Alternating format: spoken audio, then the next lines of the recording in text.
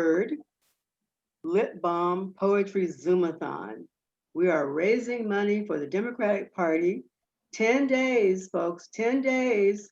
We've got to change who's in the White House and flip the Senate.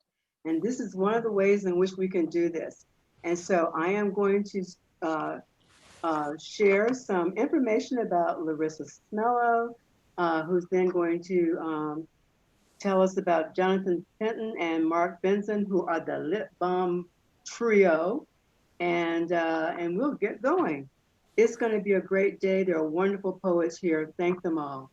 Larissa Shmailo is a poet, writer, translator, editor, writing coach whose mission is to help mentally ill people through writing. Her collection, Dora/Laura, is forthcoming from Salmon Poetry. Larissa, take it away. Thank you so much. Thank you so much, Patricia. Thank you for hosting this great event. Welcome to the third Zoomathon, the grand finale. Thank you all for being here. Thank you, poets. Poets are the unseen legislators of the world. Now, the Republicans have turned their back on kindness, diversity, justice, and knowledge of all kinds. We need to restore these values to our political lives, and that's why Lit Balm is supporting the Democrats. We hope you will too. Go to the chat now and donate at the Act Blue link. Viewers on Facebook can donate at our Facebook Lit Balm page. And if you donate $25, you will get a Mad Hat book. If you donate $50, you will get a Mad Hat and an Unlikely Stories, an Unlikely book. And if you donate $75, you will get a pair of Angry Lips handcrafted, unique woven items, Angry Lips, which we will have a picture of you for you shortly. We'll show you what you'll be getting for $75. It is unique, created by our own Tara Campbell. And let me see, I think this is here are the Angry Lips, folks. Horrifying. You can have one of those plus 2 books for $75. So what are you waiting for? Donate, donate now. 10 days till the election, donate now. Now I'm gonna shut up and read a poem. This is a poem in dipodic meter, and it's called In Paran. I grew up wild and reckless in the land of desert nomads, in the arid lands that lie near the promised land in Egypt, that land of milk and honey they were saving for my brother, and the land of Pharaoh's bondage where my mother's kin were born. I lived my youth near Canaan and the slaving lands of Egypt. I lived my life an outcast in the desert of Paran. I grew up wild and stubborn, my hand against my father, at war with all my kinfolk, my kin at war with me. I grew up wild and skittish, like a scared colt in a sandstorm. I laughed at mules and camels that never could break free. But I learned to run in sandstorms and how to eat my water and how to find oases and how to take the heat. I learned to talk to demons, to tempters, and to genies. I learned to talk to devils, to outcasts just like me. I learned to love and pity my younger brother Isaac when they took him to the slaughter, not even asking why. God bade me make the manna for Isaac and his children. My demons said they'd be here, 12 tribes of them someday. In this land of desert nomads, near the promised land in Egypt, in the land of milk and honey, in the desert of Paran. Thank you. And now it's my great pleasure to introduce Jonathan Penton, who has been keeping us safe, and along with Tanya Woods, they have fought off these weird people who feel they have to interrupt our reading, and they've done so successfully. So a great thanks to them. Jonathan Penton founded the electronic literary journal Unlikely Stories in 1998. He has provided technical and management expertise to arts organizations like the New Orleans Poetry Festival. His latest book is Backstories, which you can download from Argotist ebooks for free, so download it. Jonathan, please take it away, my friend. Thank you, Larissa. All right, I'm going to read a poem while Tanya checks the room, and that'll be great. This is called Stars. Starts with the David Bowie quote, "Here they are upon the stairs, sexless and unaroused." The stars are alive. The stars are alive. They clump in their clicks and patterns, though it would be a stretch to say they socialize. The angels are real, though barely so, wisp thin with fleshless frames that can never support clothes, carrying every prayer through the firmament, bearing grief, anguish, every inner torment to lay at the feet of the stars. The stars are real. I did not say they're listening. I do not know who made the angels or why they carry out this task. Sagittarius did not. I asked him, and his pieces buzzed together a no, without offense, without confusion, without interest. I summoned him to my burrow as I did the ram, the bull, the 85 minds that make up the twins. Cancer, Leo, Virgo, I sought and found them all. I sought Hercules and Andromeda too. They were never there. I spoke. I asked questions and received replies. The stars gave me neither affection nor contempt, not because I was too small for either, but because they had none to give. There is a gap between earth and ether, a divide that is pointless to bridge. The world below is filled with sorrow, but the world above is only hollow. And that was based on the stars card from the William Blake Tarot. I used tarot cards as writing prompts sometimes. And that's enough of that. All right, it's my great pleasure to introduce my friend Marc Vincenz, who co-hosts this with me. Marc is a Hong Kong-born English-Swiss-American poet, a fiction writer, translator, editor, publisher, designer, multi-genre artist, and musician. He has published 14 books of poetry, 10 books of translations, and a novella, including more recently the poetry collections Becoming the Sound of Bees, Leaning into the Infinite, The Syndicate of Water and Light, and Here Comes the Night Dust. Marc, will you read a poem for us today? I'd love to. This one is called Who Says We Have a Sequence? And it comes from a new book I'm working on called The Mayfly Inquiries.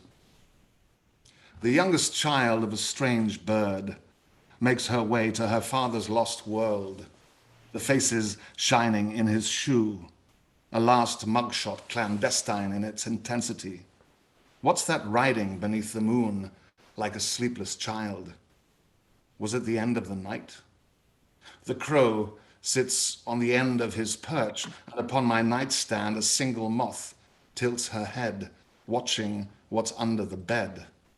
An old linen anchor cloth, a thing that carries the dead like it does in Turin, or on that shroud enveloped in the sound of a choir, or the wicker basket on the mantel woven by young hands on the antiplano. How too the youngest bird stares when the butterfly drifts in, how the equation doesn't quite add up, or the whole body of you is intermittently curious. The flutter under the eye of the great owl might be half the night, the other unseen, a great mystery that holds us back from unbelieving everything. But we've sacked all the prescriptions. For now, let's watch what's under the bed.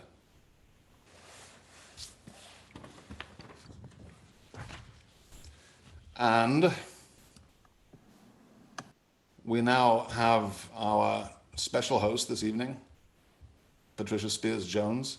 Patricia is the author of A Lucent Fire, New and Selected Poems, and 9 other poetry publications. She is the recipient of the 2017 Jackson Poetry Prize and the founder, organizer of American Poets Congress. She edited Think, Poems for Aretha Franklin's Inauguration Day hat. Are you going to read one for us, Patricia? I am, and that was delightful. Thank you so much. I was torn between something more timely and then something not so timely. So I'm going to go for the more timely. Okay. I'm sure that all of the poets on this list know who Clarabelle Alegria was. And this is a poem that really is for all poets. On the death of Claribel Alegria, 1924-2018. On earth, she marked her days with rage and love, and fought the generals and their army of thieves and torturers. Her pen was mighty, so also their arms. Death is the shadow twin, the one remaining in the foothills by the back door in a convent off a mountainside. And yet, a mother's breast awaits her infant's mouth. A rooster crows and children gather what food there is, while bells ring across the foothills when the soldiers leave. A music of hope, even as another child is buried and a landmine erupts a few kilometers from hospital. We live in a time of suffering in places of beauty, where the water and air meet in mountains' dark soil. Food grows so effortlessly, and so does greed. We live in a time of suffering in places of beauty, where yesterday's rebel is today's president, and greed cowers the hurt children who hunger not only for their mother's milk, but a safe place where peace storms the land with smiles and the tender removal of all aspects of war. A phantasm of peace, a peace unlike the other ones, negotiated and then neglected, thus military rifles, handguns, machetes, Bowie knives, unexploded landmines, all made so that peace will end and terror return. What you hear is the sea. The heavy waves come in, go out. Stars pattern. Orion's belt, or is that his heel? And then another woman of letters departs. Will she step on Orion's heel? Would she say, "Excuse me, I did not see your heel"? Would she try to hide her error as her celestial garments drag across the night sky? What if Orion could speak? And if he did, would he say, "All the poets love my heel or my belt. You're not the first to seek anchor here"? And one of our great poets in America and the world is Anne Wallman. She's the author of 50 books. She's a performer, an activist, a curator, and she is the artistic director of the Jack Kerouac School Summer Program, which continues its Carrier Wave program online. And her recent books include Trickster Feminism. I have 2 copies, I don't know why, but I do. And Sanctuary, Satan Bible. Take it away, Miss Anne Wellman. Thank you so much, Patricia. And thank you to Jonathan, Larissa, Mark for putting this together, the Lit Balm, where we're going to change the frequency throughout the land and to be amongst this great community of poets who are all supporting the Democrats. We got to do this. So here's a poem written for the occasion. And I'm calling it, "This is the Antithesis Reality." When the mode of the music changes, the walls of the city shake. We're coming out of our little theaters of hope and fear to a city near you. We'll breathe again on the streets and liberate the Hall of Justice. And we are the antithesis reality. All is brought to transparency. Twilight cannot be delayed. This is the antithesis reality. It's a deluge of fire, of climate apocalypse, watching the bloody moons and magenta suns of dust and smoke dynamite the sky, roiling in polite society in a gentleman's agreement. in the sick corridors of corruption, where the fix is in, the fix is in, the fix is in, and nano racism and hydraulic racism haunt the premises. This is the antithesis reality coming at you. Can't pull the wool over antithesis reality's eyes. The security state thrives on insecurity and a war on daily life itself. Call in the paramilitaries, summon the Space Force, put a token woman on the moon. We're taking down oligarchy's assault. Antithesis reality against psychopathic data flows, damming up rabbit holes of disinformation. Won't swallow snake oil hypocrisy, fraud, mendacity. This is the revving up of the antithesis reality, vaccinating hate mongers. This is the antithesis reality. We ain't no foggy mirage. We're slamming your politics of de-civilization. We're the antithesis reality, here to reinvent resistance and to risk revolution, not risk lives of tender beings in time of plague. We're coming out of our little boxes of hope and fear to a city near you, to a town, a crossroads. We're turning down the static, voting against capital's extraction of all from all. We're masked and mouthing the takedown, voting against ugly, abusive language. We are the antithesis reality. We like to fall in love with whomever we want to and dance in contrapuntal rhythm. We are the antithesis reality, voting against reification of land, of living earth, peoples, organisms, of water and air, voting against borders, drones, cages, and carceral torture, voting against the military nocturnal techno surveillance complex in which power pools, congeals, deadens. Oh, bare life, nothing left to hide. Humanity, keep faith, come, reanimate the world. Oh, tentacular nation, we're working overtime. This is the antithesis reality, and we are here and rising. Power gathers on the flip side of the mobster's cheap penny. Vote against brutality, xenophobia. We cheer the proliferation of differences because we are the antithesis reality.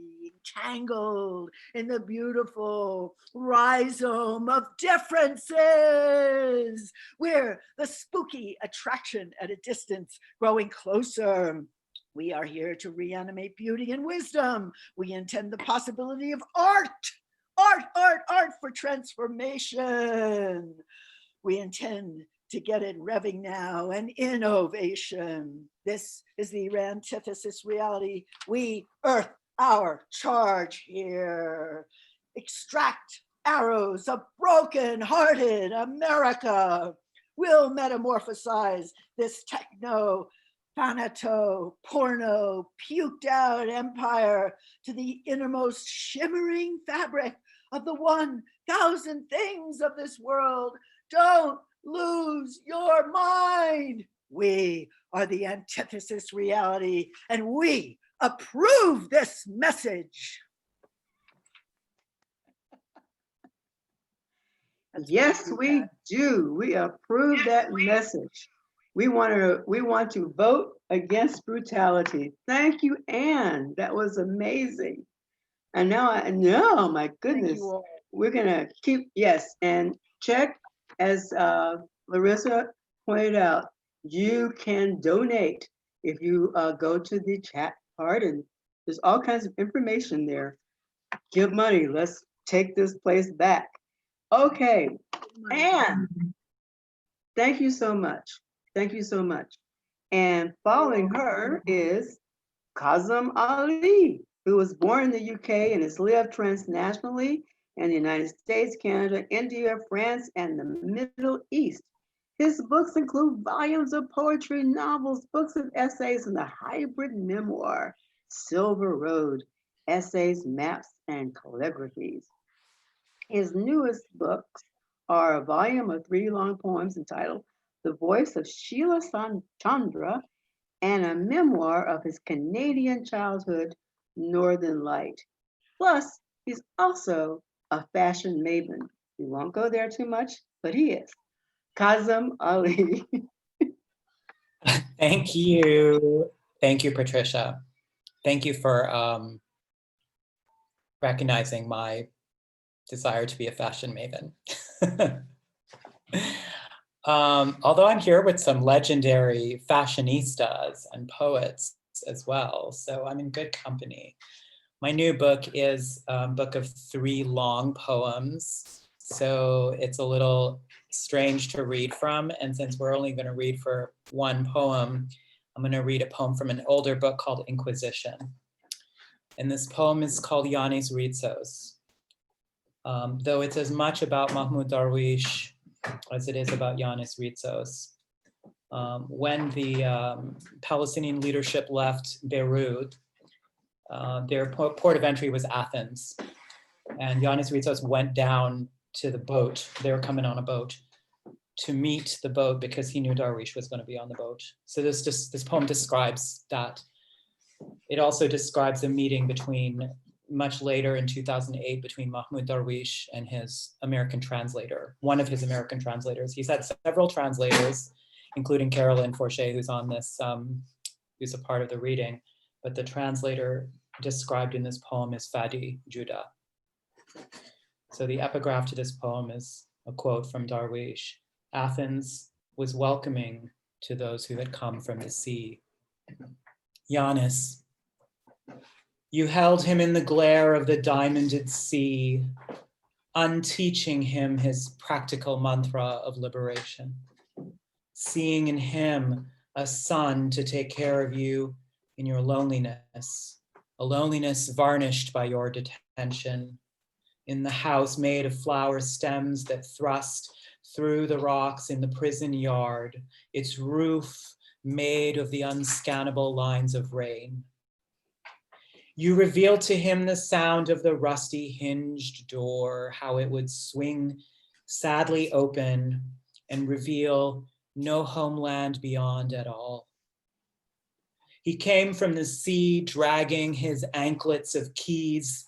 Did you teach him then how the old locks and houses of his hometown were already all broken? Yanis, in the end, he rinsed the last of the coast road's dust from his body after a lifetime of pressing his language into lines of poetry and prayer and prestigitation. Tired of praising mosques in which he could not pray. The same morning that I was forbidden by the guard to pray at the Mosque of Cordoba, he woke up in Houston, Texas, and went to a mall food court to meet for the first and last time in his life, his translator. The words they spoke to one another were the same as those I saw in the stone fragments on the floor of the archaeological dig at Medinat al-Zahra, the ruined capital of the West, looking east toward the cities of Syria left behind. That city in Spain had remained buried in a field for 1,000 years. The palace and throne room had been torn apart, the rubble of the mosaics now being painstakingly reassembled, piece by piece, unlike the villages of Palestine, disassembled down to the last stone. Yanis, what did you say to him that blue afternoon when the stone canoe landed and he arrived in another place that would be home and not home? In Cordoba, meanwhile, the next day, the story of his death flashed across the morning news, scrolling across the screen from clay to nothing. But let's please let the sea have the last word.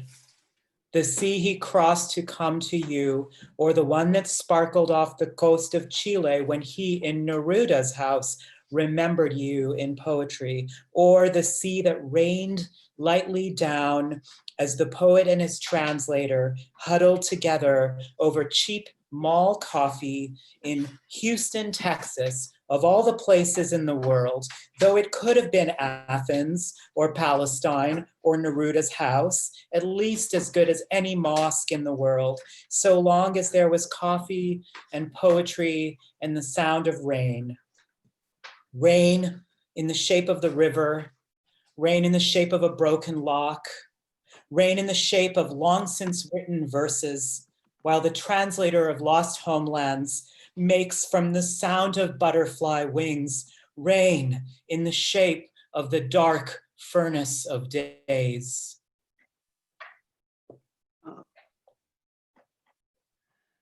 Whoa, thank you so much, Kazum. That was absolutely beautiful.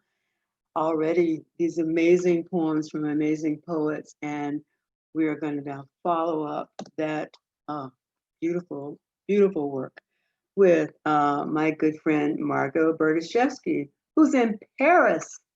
So my goodness, we are poets all over the world are trying to help remove that person from the White House. Margot Bereshevsky is New York City born, but now she lives and writes in Paris. She's widely published, and her book, Before the Drought, is a National Poetry Series finalist. Between Soul and Stone and But a Passage in Wilderness, and Beautiful Soon, which is Soon Enough, which is from the Fiction Collective, are also out. And she has two pieces coming out soon. It is still beautiful to hear, The Heartbeat, and I think something called Neil Said the Night. I hope I got that right, Margot. But I know you're going to bring some unbelievably beautiful poem to us. And so, all the way from Paris to the world, Margo Berdeshevsky. Thank you so much, Patricia. It's an honor to read with such wonderful company here for a cause that our lives depend upon. I offer this poem for 227,696 and counting souls whose lives have left their bodies from an illness the American president insists and pretends is just going away. One small note. A woman I once knew many, many years ago wrote to me here in Paris out of the blue. And in the note, she said, I want you to know that I still love poetry. And by the time you read this note, I may no longer be in the body. And so I began a poem not knowing whether it was an answer to her or an elegy. I learned a week later it was the latter. The poem is called Dusk. This is the place. No chairs. A woman who is choosing has sent a petal from her bloom of conscious closing. The woman who is choosing when scratches vellum. The rook stands, the woman in the nest of the phoenix, hovers nearer her edge, like that brood of birthing opal-throated pigeons in an empty flower trough. Thirsty, one stare above my sill, breaking their shells one by one. She repeats my words from dusk in a jungle where medicine leans small against thorn trees. Each poison growing in a forest lives beside its antidote, we said. I am still eager, I said, or the scent of hyacinth. The woman remembering, who is choosing when to die, will curl before leaves have blood-burned September. Surrender by starvation. She doesn't name her illness, only how many days. 3 more. The woman in worn white cotton washed us in a tide pool, brewed petals, shouted under egrets at the edge of rain. Bon voyage to me, and love life as you live it. She scribbles blue before her breath ends, a night and a day, and the broken slant dawn. The woman who was choosing when to die, too young to be skeletal, skin taken wing, bone no longer needed, dove, fire-eyed, distant, opal. The root does not care where her water comes from. Here is another thirsty body, broken into mourning. But here is my body, invisible on our lake, our dreamscape, the old blue heron lands. Beak of my hunger, beak of her hunger, beak of her mothering. Mother me, I say. I'm her body of surrender, waiting. I'm her body of hunger, waiting. Her body of danger, waiting under the 5 million starfall night. Mother, I cry, you promised us kinder dreams. You promised sleep. Be kind, you said, before you surrendered, before you climbed the starfall.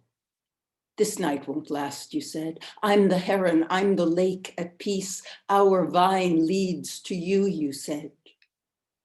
Your body of surrender, waiting. I whisper, the blue heron will feed us. Blue dawn will delete us. Peace, our bodies will sleep, our danger will sleep. I will love you, you said. That was my promise before. Our lake waits, don't cry, I said. Here is my body, I said. Sleep, the hungry beaks will feed. Even sparrows, winged ones. Our old promise is kept this night. This dangerous, last mothering us night. Thank you.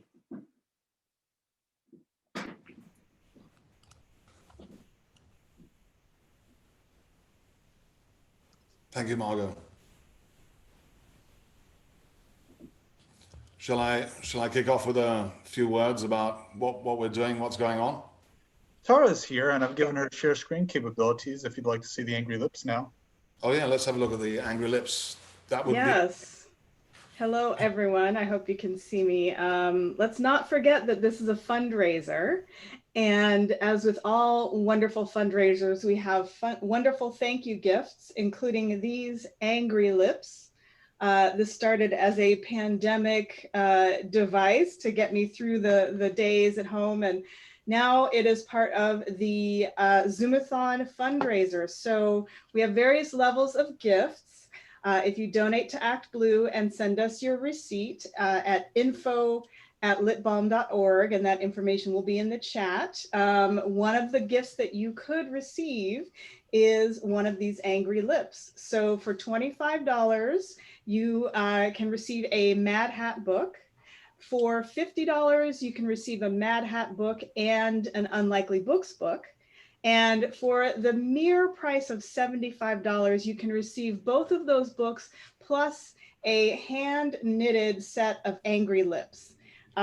So I have knitted over 100 of these since being in quarantine with the rest of the world. Some of them have yellow teeth. We've got various, lip colors, and this one has a little tongue ring there. This one is missing a tooth. So this is part of your premium at $75, but there are also lower, for those who may not be able to make $75 work. We have the $25 level, we have a $50 level that come with books, and any amount that you are able to part with is much welcomed. Small dollar amounts are going to carry the day. So thank you so much for joining us, and think of the angry lips, but do what you are able to. And I have enough here. I've knitted over 100, and I see there are 97 people in this Zoom. So if everybody donated, we would have the lips to carry the day. So we are here for you. We're looking forward to your donations, and I got lips for you. So anyway, that was my little spiel. Consider donating. Thank you so much.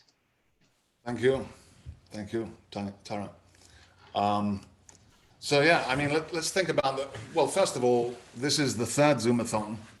I mean, I would like to, I think I should actually say everyone who has been a part of this' name very quickly. Of course, Tara Campbell, who you just saw with her angry lips, also co-hosted the first of these Zoomathons, which was on the first weekend of October. And then we had a second one last week on the 17th, and today's.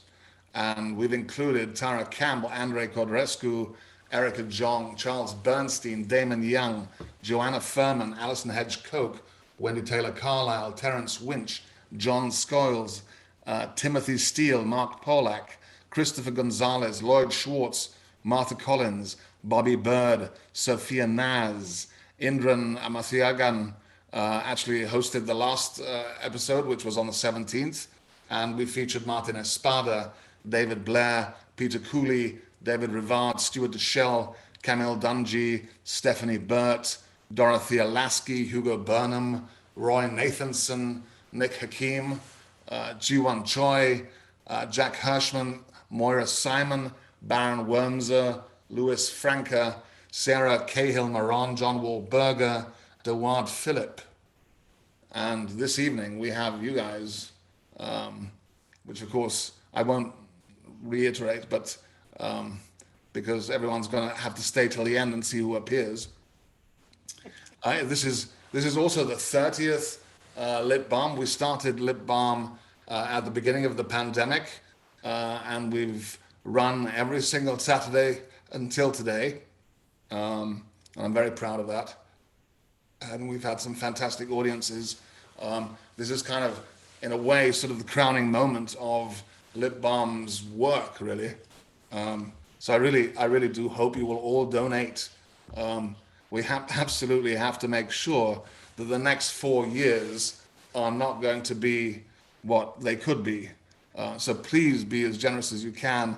Please, let's make sure Biden and Harris win the ticket and things start to look a little better. So I'm going to hand it back to you now, Patricia. Great.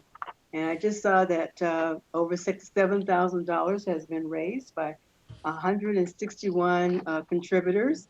I am one of them. I even sent some money in. I am a poor poet, so there you go. So please do send your donation. And I want to, before we go forward, I want to thank Anne and Kazum and Margot for those amazing poems and readings. And now I hope that I'm not sure if Chard deNiord is here. Yeah. Yeah, he is. Okay. Well, I wasn't sure. Nobody tells me anything. I have to catch up. All right. Not really. Hi. How are you? I'm so glad that you're here. And let me read your bio, and then you can read your poem. Is that okay? Okay. He is the author of 6 books of poetry, most recently In My Unknowing and Interstate. He's also the author of 2 books of interviews with eminent American poets, I Would Lie to You If I Could, and Sad Friends, Drowned Lovers, and Staple Songs. Ooh, okay. And he's a trustee of the Rootstone Trust and the former poet laureate of Vermont.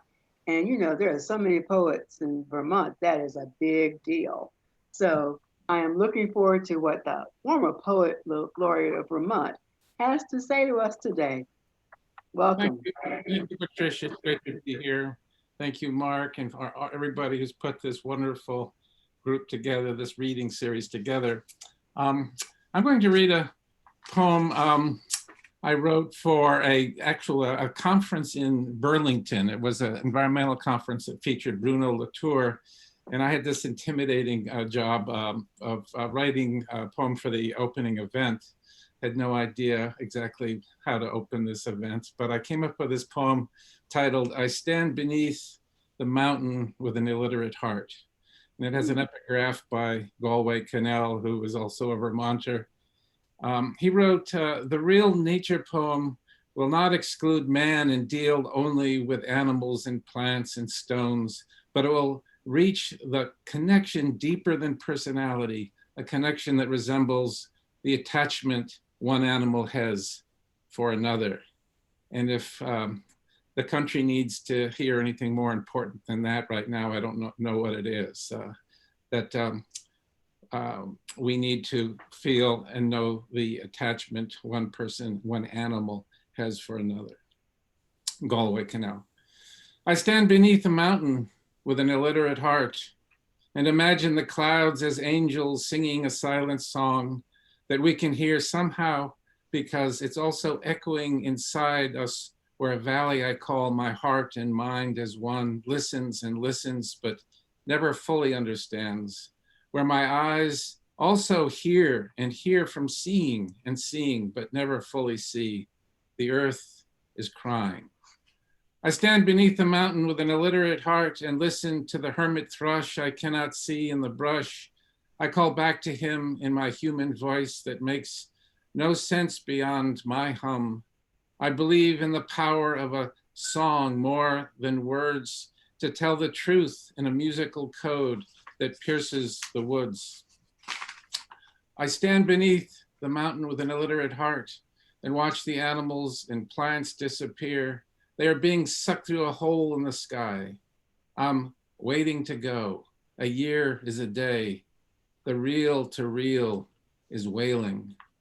I stand beneath the mountain with an illiterate heart whose alphabet I can never know, but only marvel at. A voice cries out from the mountain summit, lie down again before the lords of earth and let them creep all over you. Let just one of them speak for all the others the way they do. When I say I can't, she whispers back, you must. Just listen to the voice inside the song of every animal, plant, and stone. It's the chorus called beauty. It's the list we were born to keep adding to. No one who fails to see himself in a fox or fly or ant can speak for another. Although his voice may boom like thunder in a crowded hall, although he may charm a throng with empty words, although he may think the shadows are real on the wall.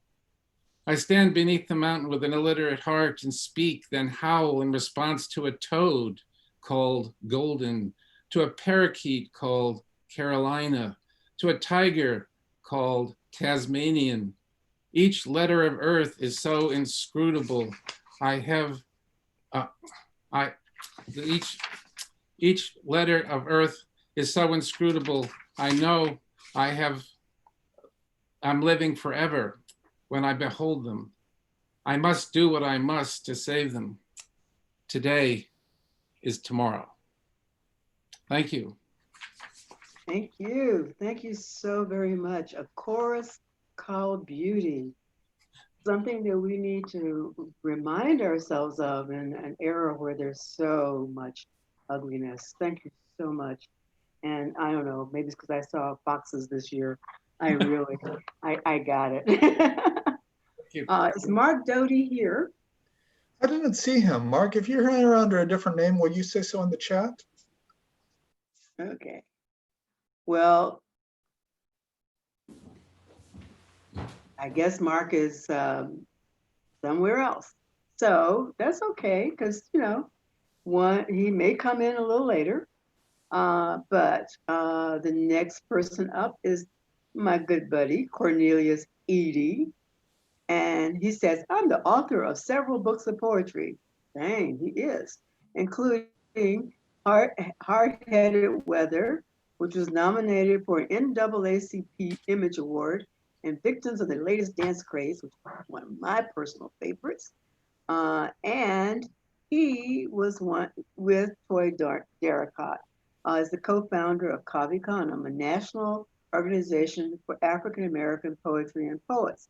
He's also now known as a major songwriter and musician, which he did not put into his little bio here, but that's okay. I know that he is, and everybody else does too. Anyway, Cornelius Eady, please take it away. Thank you, Patricia. It's great to be here to do this. It's great. I mean, it feels great to do something, right? To do something, and I'm very happy that we are all gathered together to do something, because after all, this is it. I think the next 10 days in this country is going to be the most interesting 10 days we've had in a very, very long time, as we try to figure out what's about to happen, which we don't know, but at least it's better than sitting around waiting and watching.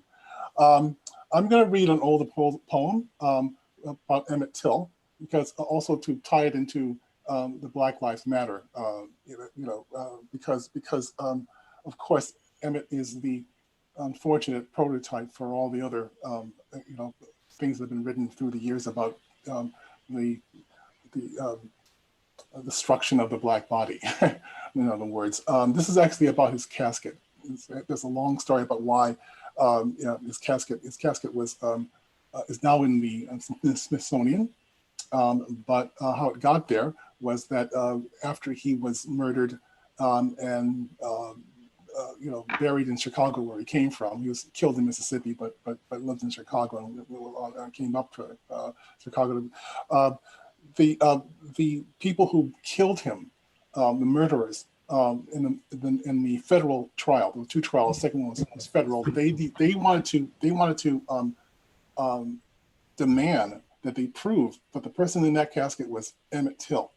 So they exhumed the body and did a DNA test. They couldn't re-bury him, of course. So they put him in a different casket. That casket, the glass top casket, the famous casket, was then put into a shed in the cemetery. There was some legal problems with the people who ran the cemetery. The cemetery gets shut down. Years go by. The police go in to search the grounds. They find the shed. They find the casket. They open the casket, and in the casket is a family of possums. Emmett Till's glass top casket. By the time they cracked me open again, topside, abandoned in a tool shed, I had become another kind of mess. Not many people connect possums with Chicago, but this is where the city ends, after all, and I float still after the footfalls fade and the roots bloom around us.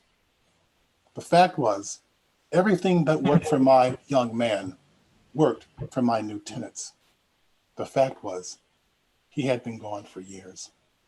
They lifted him from my embrace, and I was empty, ready. That's how the possums found me, friend. Dry docked, a tattered mercy hull. Once I held a boy who didn't look like a boy. When they finally remembered, they peeked through my clear top. Then their wild surprise.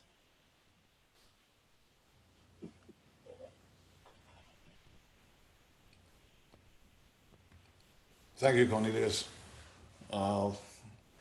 Patricia, time to move on. Next one. I'm sorry. Something fell in my house, and I was like, "What the heck?" This is what happens, folks, when you are doing things from remote places like your apartment. Okay, thank you, Cornelius. That was an amazing poem, and I remember reading it for the first time a while ago, and I was like, "Oh!" Thank you for also just reminding us that the next 10 days are going to be very, very difficult for all of us who really do want to make significant electoral change, not only in the White House, but in the Senate, and to keep Democrats in the House. And Act Blue is taking all this money and making sure that it gets to places that it needs to go. We need to make some serious changes for all kinds of reasons, including the brutal assault on communities of color in this country. So that was something that Cornelius's poem reminds me of. Next up is Carolyn Forché, and she's one of the reasons why I know who Clara Bel Alegria is, and I thank her for that. I also thank her for her amazing work, both as a poet and activist and memoirist. And she's the author of In the Lateness of the World, and What You Have Heard is True, a memoir of witness and resistance. She's also an amazing anthologist and a leading light at Writers Against Trump. Carolyn Forché. Thank you so much, Patricia, for having me. It's inspiring to be with all of you and to hear the names of the poets who aren't among us, but were called to presence by some of you, Mahmoud Darwish, Yanis Ritsos, Claribel Alegria too. So we're a symphony of utterance here. It feels like I'm looking in all of your windows in a way and seeing you. So I'm glad to see that you're well. I hope you stay well. This is our moment. It's our turn now in history. It's our turn. I really hope this works for us. I'm going to read Museum of Stones, which is the opening poem of In the Lateness of the World. These are your stones, assembled in matchbox and tin, collected from roadside, culvert and viaduct, battlefield, threshing floor, basilica, abattoir. Stones loosened by tanks in the streets, from a city whose earliest map was drawn in ink on linen. Schoolyard stones in the hand of a corpse. Pebble from Baudelaire's We. Stone of the mind within us, carried from one silence to another. Stone of cromlech and cairn, schist and shale, hornblende, agate, marble, millstones, ruins of choirs and shipyards, chalk, marl, mudstone from temples and tombs. Stone from the silvery grass near the scaffold. Stone from the tunnel lined with bones. Lava of a city's entombment. Stones chipped from lighthouse, cell wall, scriptorium. Paving stones from the hands of those who rose against the army. Stones where the bells had fallen, where the bridges were blown. Those that had flown through windows, weighted petitions, feldspar, rose quartz, blue schist, Nice and Chert. Fragments of an abbey at dusk. Sandstone toe of a Buddha, mortared at Bamyan. Stone from the hill of 3 crosses and a crypt. From a chimney where storks cried like human children. Stones newly fallen from stars, a stillness of stone, a heart, altar and boundary stone, marker and vessel, first cast, load and hail. Bridge stones and others to pave and shut up with. Stone apple, stone basil, beechberry, stone break. Concretion of the body. As blind, as cold, as deaf. All earth a quarry, all life a labor. Stone-faced, stone drunk with hope that this assemblage of rubble taken together would become a shrine or holy place, an ossuary, immovable and sacred, like the stone that marked the path of the sun as it entered the human dawn. Okay, thanks. Wow. Thank you so very much. Oh my gosh. So we should all be drunk with hope. Well, soon we should be drunk with hope.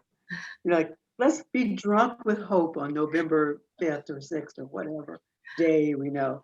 So Thank you so much, Carolyn. That was amazing. And all of these poets, Chard and Cornelius and Carolyn, are just wonderful. And I think, Mark, you may have some more comments for us about what we're doing today. I certainly do. Well, first I can say that we have now hit 7,765. Whoa, okay. So we're edging close to 8,000. Please, everybody, do your best.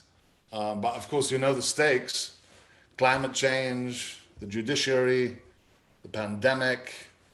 I could go on, but all our lives are at stake.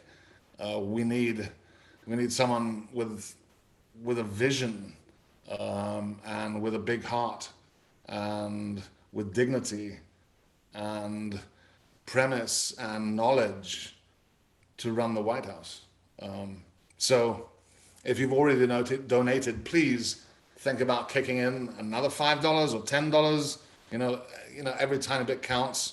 And I believe tonight we will reach our goal of $10,000. So please do kick in, whatever you can. And do remember there are prizes. There are Mad Hat Press books, Unlikely books, and of course Tara Campbell's Angry Lips, which would be staring at you for quite a long time and remind you of this time, which is probably a good thing. Back to you, Patricia. Okay, and yes, and please donate. Make me look good. I want you to make me look good. Send in some money, honey. I'm shameless. I will do anything to make sure that things change on Pennsylvania Avenue and change for the better. The next three people are going to be amazing. And we're going to start with Rachel Hadas, who has 2 new books forthcoming: Love and Dread, all right, and Piece by Piece next spring. And she is on the Board of Governors professor of English at Rutgers, Newark. And she's just an amazing poet and activist. And I think she will bring us some, hopefully, more love than dread. It's kind of a balance. It's a binary. Thank you, Patricia. Thank you, Larissa, Mark, Jonathan. It's a great joy to be with all of you and to see Carolyn and Chard, and people I know, friends I don't know. It is so moving and heartening the way poetry keeps going.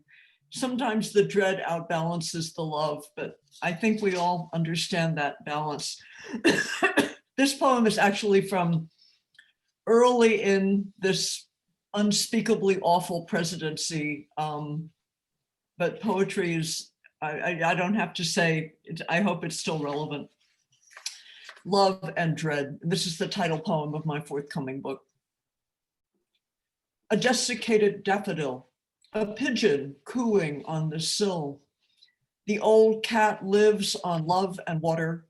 Your mother's balanced by your daughter. One faces death, one will give birth. The fulcrum is our life on earth, beginning, ending in a bed. Oh, we must marry love and dread. Dark clouds are roiling in the sky, the daily drumbeat of the lie, steady, no crescendoing. This premature deceptive spring, forsythia's in bloom already. The challenge, balance, keep it steady, now sniffing daffodil's aroma, now Googling a rare sarcoma. The ghost cat's on my lap. My mother's ghost floats through my nap as and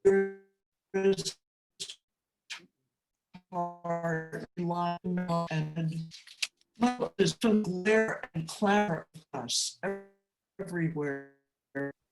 Those expectations.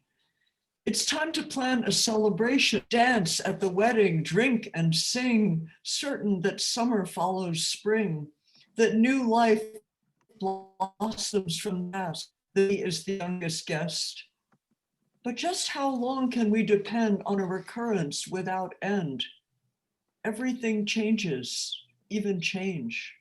The tapestry of seasons strangely stirs in an uneasy wind that teases dreamlike through the mind.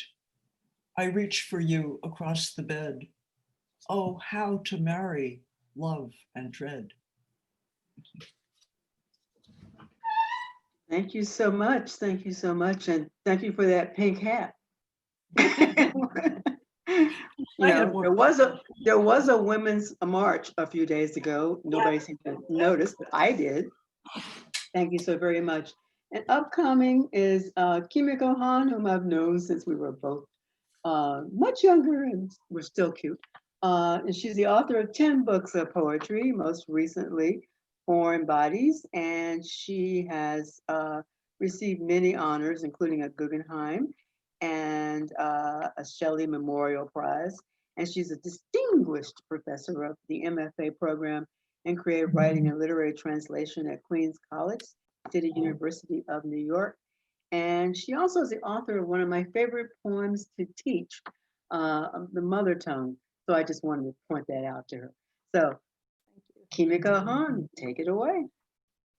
Thank you and good evening. Thank you, Lit Balm. Thank you, Act Blue, who I turned to over a month ago when I wanted to donate money directly to specific campaigns. You guys are wonderful. Thank you, Patricia, Indran, Mark, Patricia, the other Patricia, Larissa, and Jonathan for organizing this event. I'm super psyched to be joining these dear poets, you dear poets, many of whom I've benefited besides for decades with Patricia on the literary and social front lines. So here we are. Before reading a poem I composed this morning for the occasion, I want to say that I've been wondering who is in the audience besides the poets who are reading and why you might be here. I'm thinking a kind of esprit de corps as we experience the revving up, as Cornelius said it, this next 10 days of Trump's demonic assaults, maybe to be a part of something good and decent. I imagine you are all like-minded.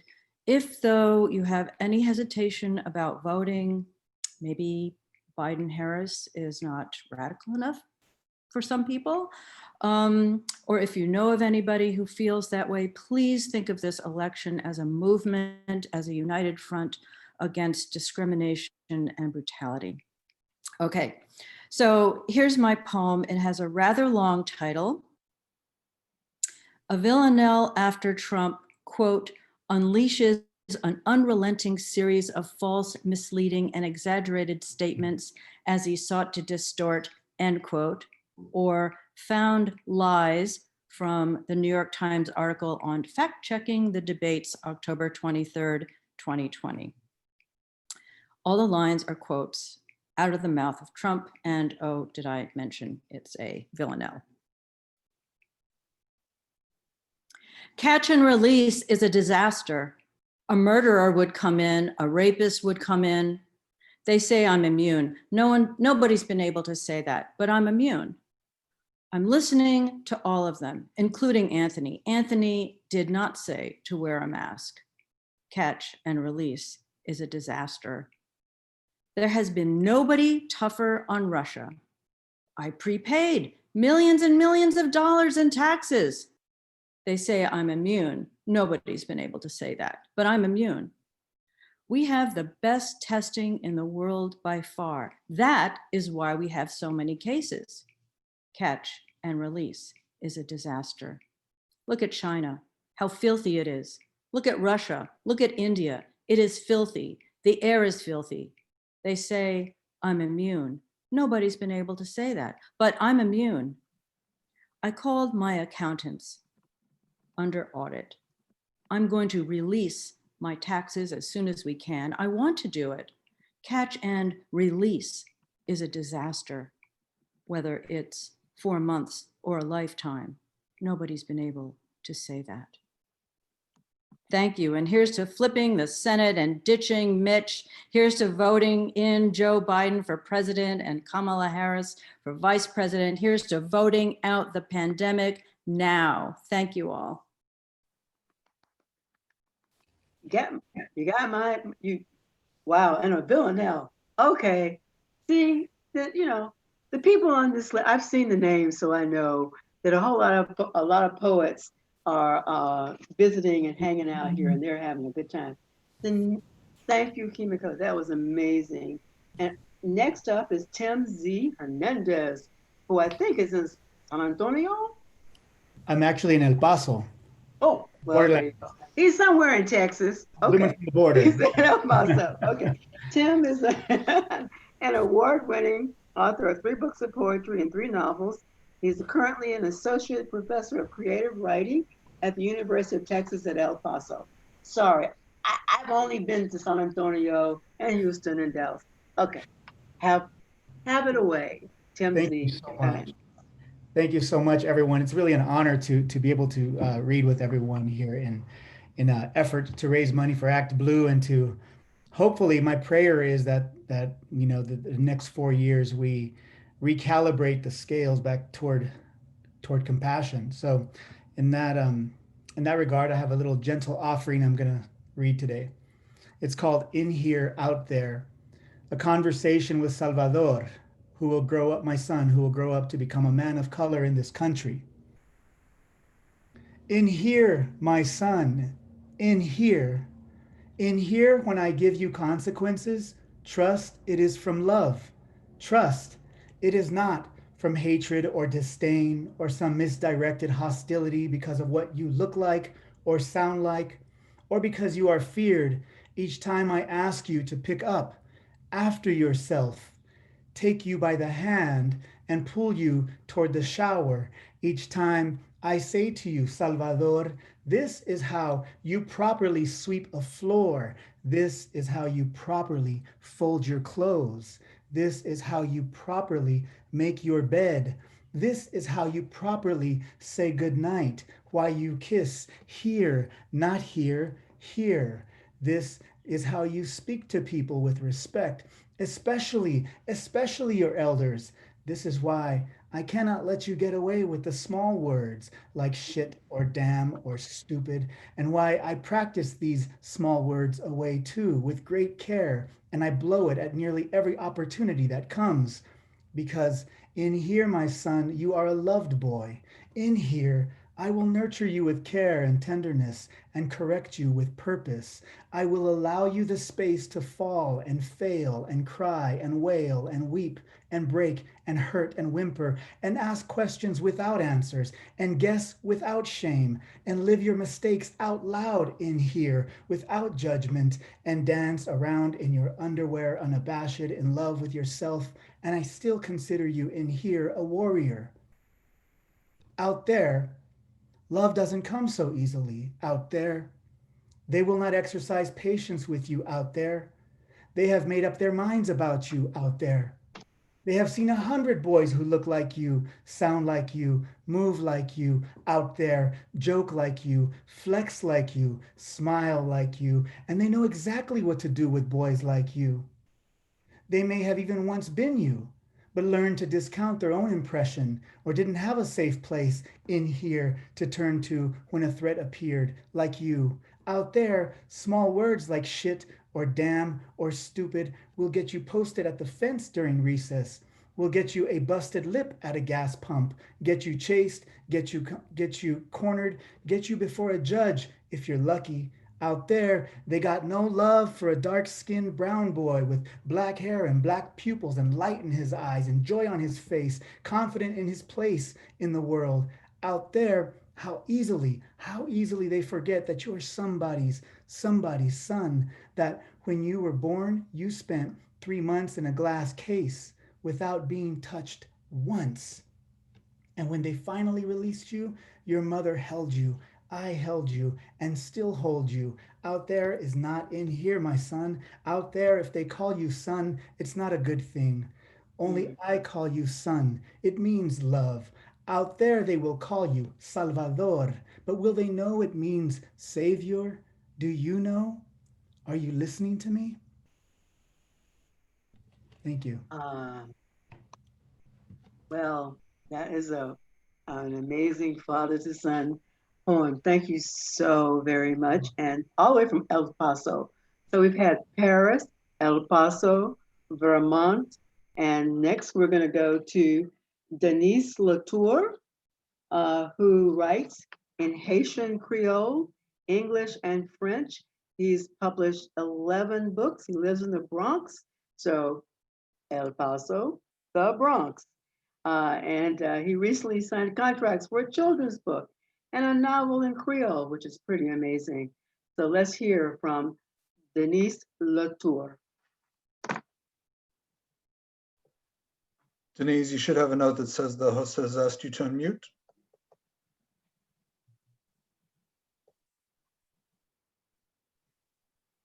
Denise? Denise, where are you?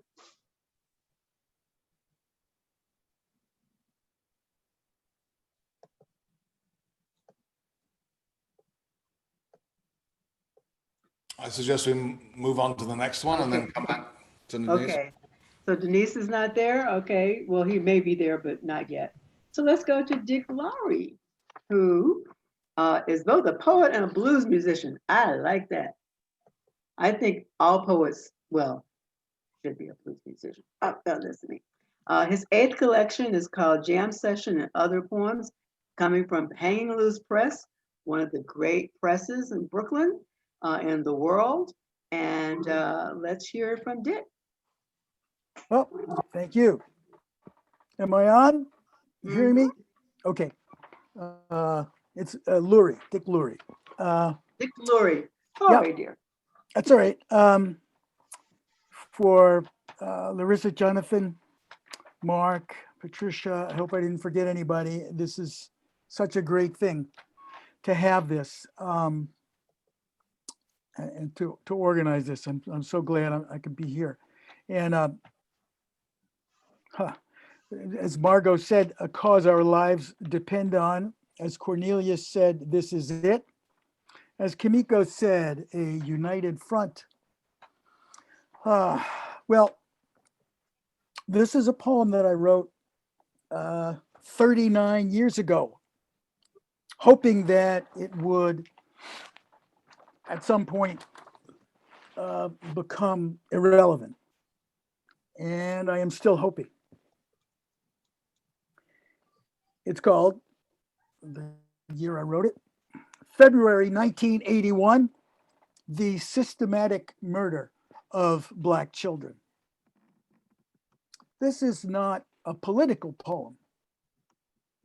Giving out your views, as they say, in that sense of democratic debate, kicking it around in discussion and argument would be, in this case, a distraction. So I went with a title that's plain fact. You could quickly verify. Just discovered in Atlanta the body of the 17th Black child murdered within the past year. Such a fact laid out so simply, hard to forget, might stick in your head a while, reminding you, maybe, whenever you see a Black child, that they are miraculous. What do I mean? We need to behave, of course, with love and respect toward all children. But as for Black children, you have to remember that someone is out to kill them. Why? Because they are Black children. And so let them command your loyalty, your most clear and fierce attention. They are rare. They are in peril. Fewer of them will survive. Those who do are, yes, miracles. You must treat them like the bearers of your only hope for an end to the murders of Black children. Oh, my goodness. Thank you so very much. Thank you so very much for that poem. That is just amazing. And Denise has now been unmuted. Yay! So I hope that we will now hear from him. Denise Latour.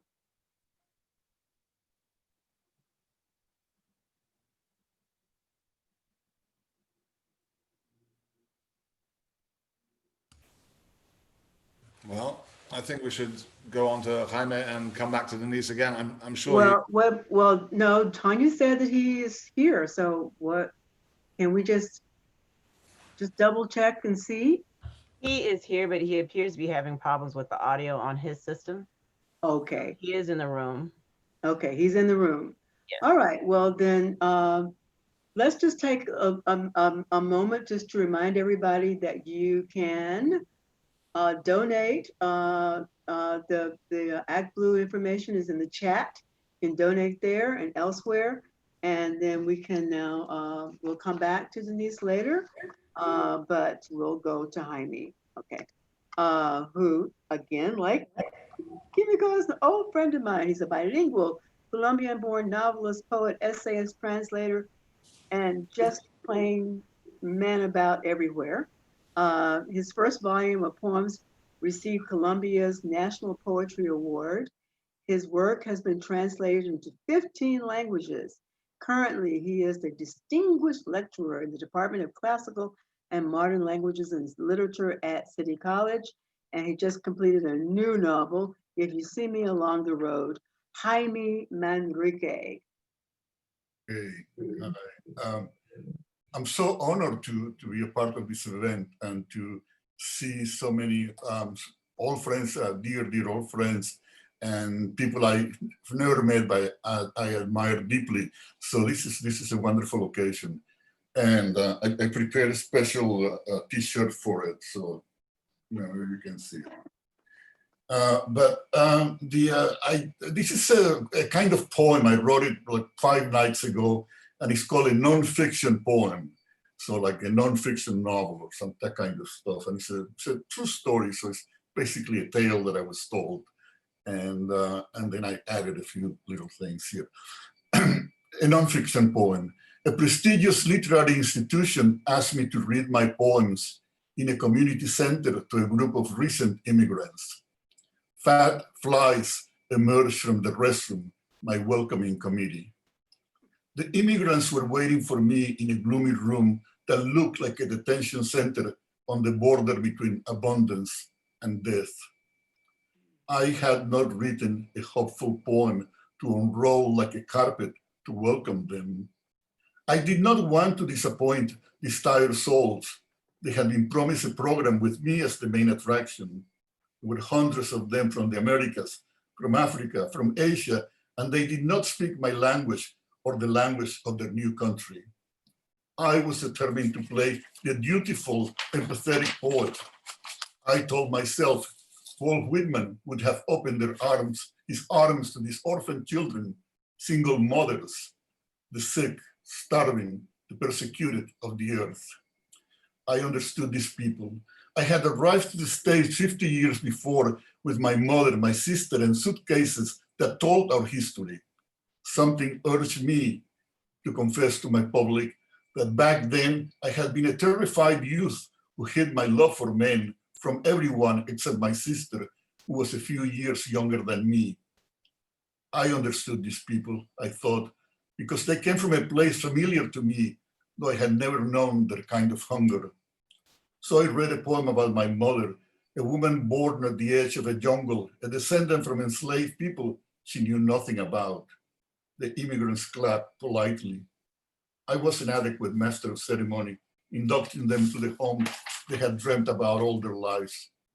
I realized my poetry could not give them what they most wanted: food, shelter, a room to rest, perhaps to sleep without feeling in danger of being jailed, caged, shot, or left to die in the desert without water or a simple grave. Then an old man part of a group stood up and thanked me. They were Indians from the Ecuadorian Sierras, he explained, and they had walked for half a year into the United States, all 8 of them, the old, the strong, the children, the toddlers. He sat down. I was ready to offer immigrants a bromide that might, for a few seconds, make them forget the fear and darkness that gripped them. A young woman rose after the patriot and said, Jaime, we're 8 now, but we used to be 9. Thank you for telling us you're gay. My brother Alejandro, who left the Sierra with us, was gay too, and he was sick. I know you understand what I mean. He was too weak to walk all the way. We buried him on the side of the road in Tolteca land, but he's here with us tonight. Thank you.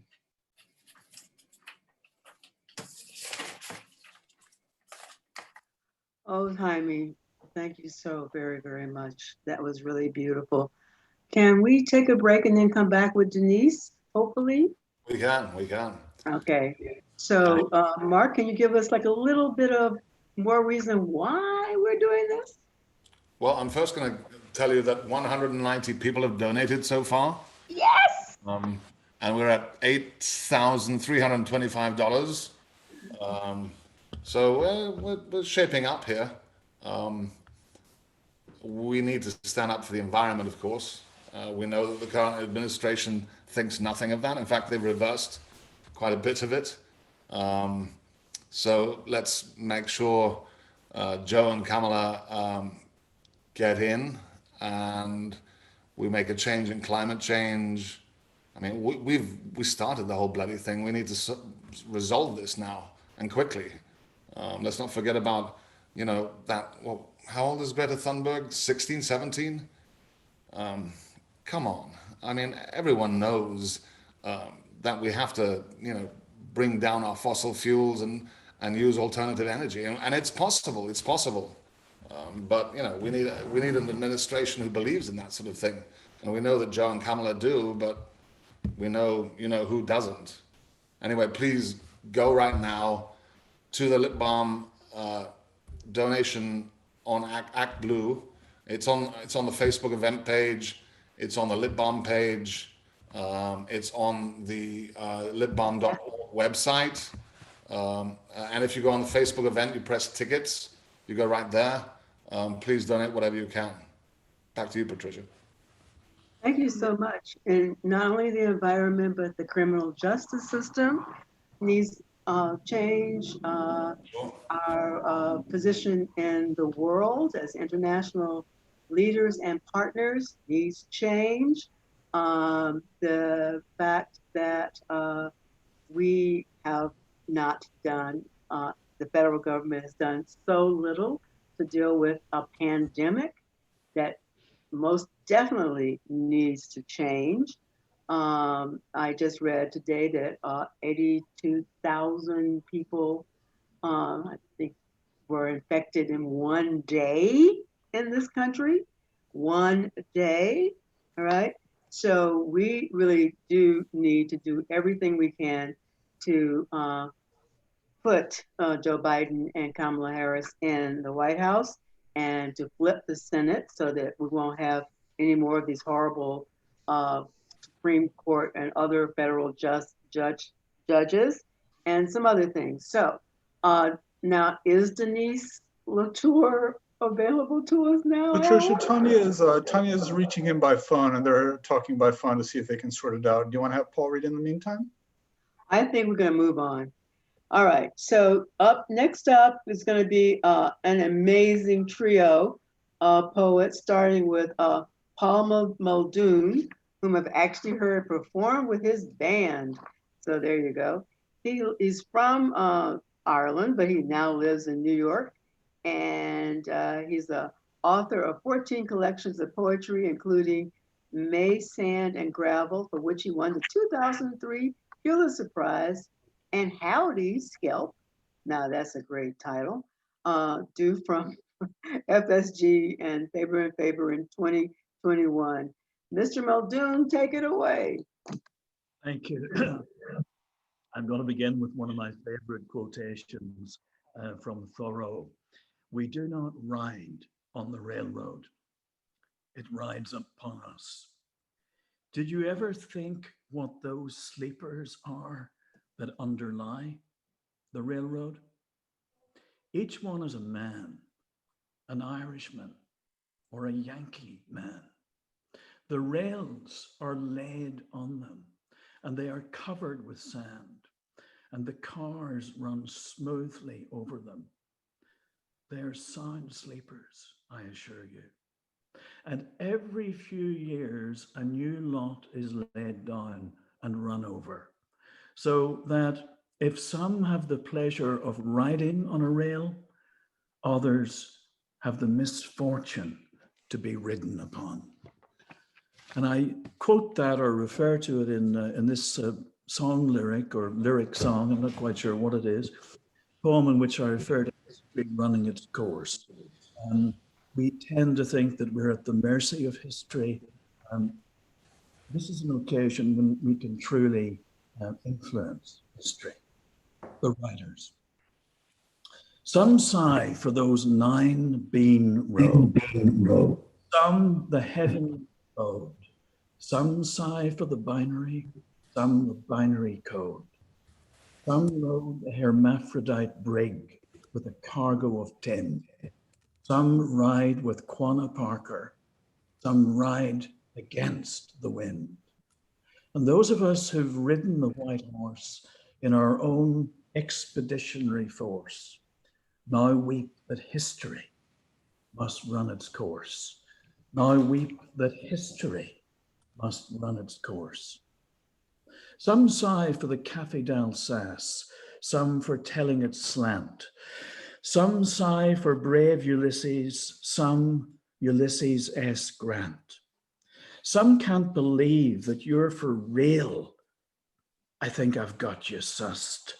Some ride upon the railroad, for some it rides on us.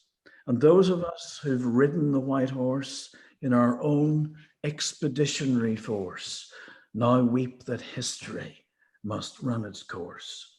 Now weep that history must run its course. Some sigh for Art Blakey. Some sigh for how he rolled. Some sigh for Acapulco. Some Acapulco gold. Some hold a piercing on their tongue. Some a burning coal. Some ride in on a donkey. Some ride out on a pole. And those of us who've ridden the white horse in our own expeditionary force now weep that history must run its course. Now weep that history must run its course. Okay, thank you so much. I love the line, some sigh for Art Blakey. Great line, I love that. Thank you so very, very much. And next up is Naomi Shihab Nye, who, as she points out, has spent 40 years traveling the country and the world to lead writing workshops and for students of all ages. She, drawing on her Palestinian American heritage, the cultural diversity of her home in Texas, and her experiences traveling to Asia, Europe, Canada, Mexico, and the Middle East. She's also, I think, if I'm correct, the poet laureate of the Young People's Poet Laureate. I keep thinking that. I'm not sure if I got that right. It was in my head. But anyway, she's amazing. Let's hear her now. Naomi.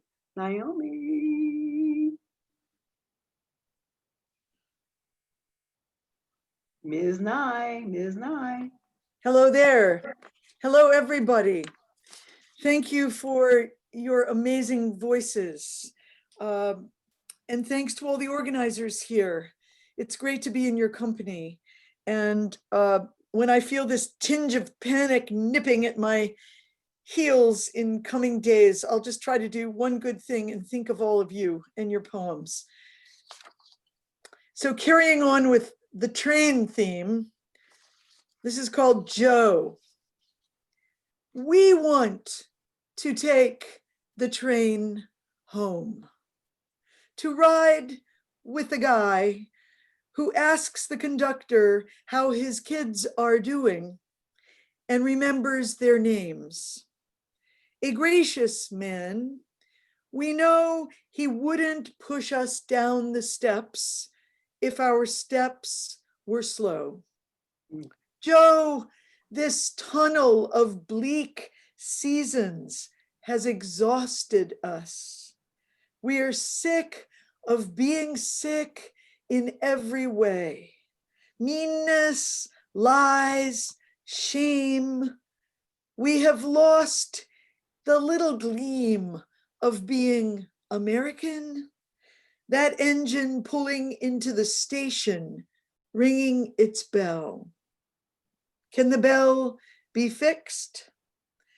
Oh, quicken these days. Take us from endless talk to relief. Soothe the spirits, mend the track. Welcome home, our country. We want our journey back. Hey. I approve that message a lot. And it reminds me, of course, of the great phrase from Fannie Lou Hamer, I'm sick and tired of being sick and tired.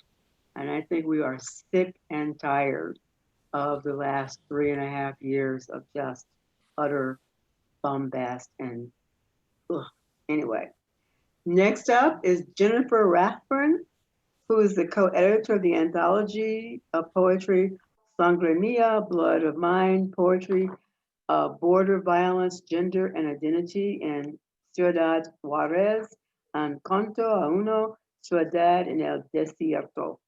She has published more than 30 poetic translations of Hispanic authors and received her PhD from the University of Arizona, Contemporary Latin American Literature, and is currently a professor of Spanish at Ashland University in Ohio. Jennifer Rath. Good evening, everyone. Hola, buenas tardes. Greeting from this battleground state in Ohio. And as we have seen in 28 of 30 elections, as Ohio votes, so goes the nation. So I'd really like to encourage everyone to go vote blue, please. And I have selected a political poem for this evening, which I dedicate to my children. The poem carries a date, July 18th, 2020. And it's entitled Freedom Riders. I searched all morning for a photograph taken some 6 years ago next to the ornate mirror that once hung in the White House, gift of President Hayes to his hometown in Ohio. As the legend goes, whoever locks eyes in its reflection will fall in love like the president and his bride. In the image, the last of the Black freedom riders stood side by side with my brown-skinned son and daughter. Though they were too young to understand, they were too old to not know what the flames of his freedom fighting, freedom riding meant to us, to them, to everyone. In awe, they posed for the picture next to our nation's history. White opulence, Black passion, brown eyes, reflected in the reception hall of the great gray chapel. The mere, long forgotten, yet the flames of freedom radiate from my son as he sends me an early morning text from New York in morning to be the first to tell me that John Lewis has died. He asks me to please send him the photograph. And though I've searched every album, it refuses to be found. So like any mother, I console him. Rest in peace, rest in power, our freedom fighting congressman. And I tell my son to go get into good trouble. John Lewis's work here is not yet done. Thank you. Vote blue. Oh my goodness, thank you. And right, we're all making good trouble these days. And we need to be reminded of that. it is, these are terrible times, and people are being pressed in many ways. I am grateful to be in New York State because I cannot imagine the political noise in Ohio or Pennsylvania or Wisconsin or Michigan, where the governor was being stalked and by these armed militia people. I mean, this ain't even close to normal. So we really, really need to know that.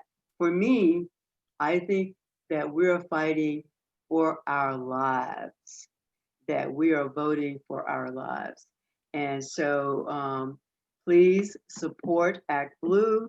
Please donate. Let's get that 10,000 or above if we can. Yeah, okay, we're up to $8,825. That's pretty good. How about 200 people donating? How about 210? So throwing that out there. I'm still not quite sure what's happening with Denise Latour.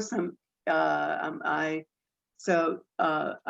gonna go ahead and move on to Elaine Sexton, who is just a really wonderfully bold poet and editor and writer. Her third collection is Prospect Refuge.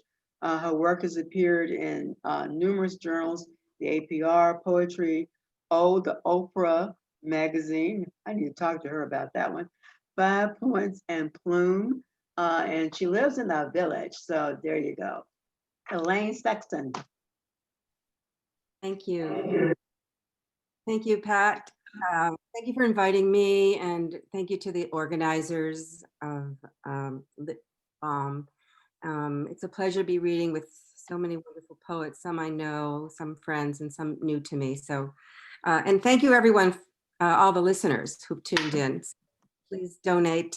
I'm going to read a poem that was posted a couple of weeks ago on a website, and I want to give a little shout out to Michael Broder, poet and publisher of Indolent Books, who 4 years ago, after the awful election, started a blog site and posts poems, sometimes daily, in response to the election. And hopefully this poem a new poem that he posted a few weeks ago will be among the last, and he can retire that in very soon. So the title of the poem, the first word in the poem is in parentheses, and it's not looking forward to the election 2020. October loses, then chooses focus. Last year's Chinese lanterns come back, stay inflated, bright orange on the vine for a very long time. A few hang in there, well past their prime. The weather keeps insisting that withering and dying are seasonal, natural, nothing to be afraid of. We know this to be true. Migrating monarch butterflies swan through the yard. One lands on my hair, unaware of the drama in the garden, in the trees, that it will take her 3 generations to come back from where she is headed. The last of the heirloom cherry tomatoes split open, bees sack the sap of pin oaks and pines. Maple leaves, having achieved the spectacle of photosynthesis, inaugurate another grand stand. They are willing to give up their lives for prosperity, progeny. Our neighbors would like to stop justice in its tracks, but can't. The only thing keeping me from pulling up stakes is their hate, civility. We count down, we count down. Wow.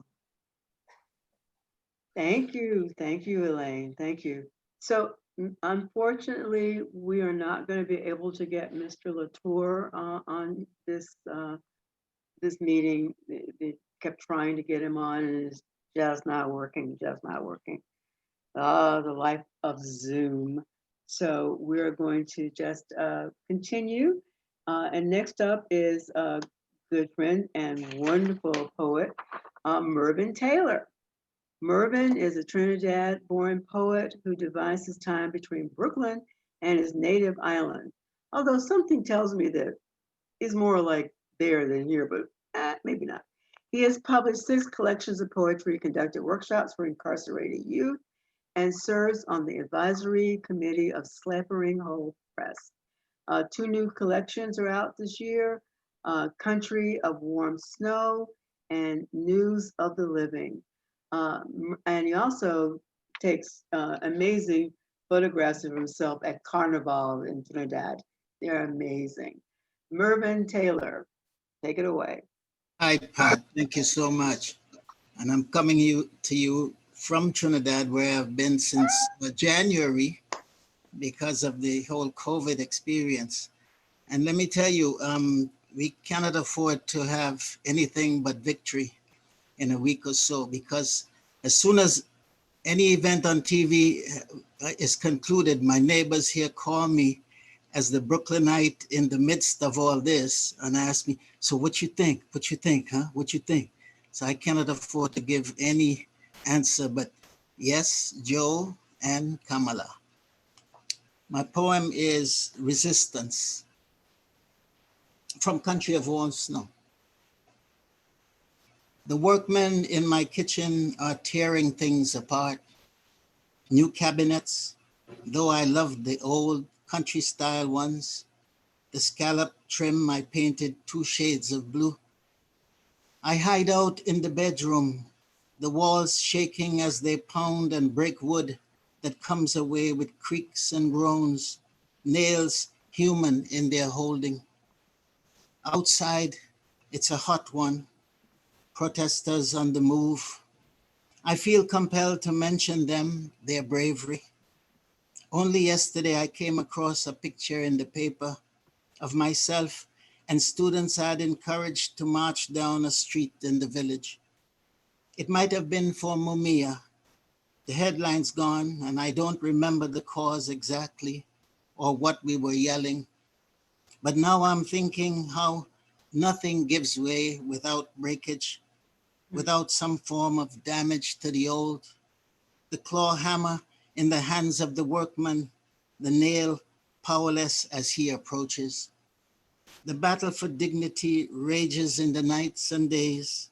The homeless joining the campaign.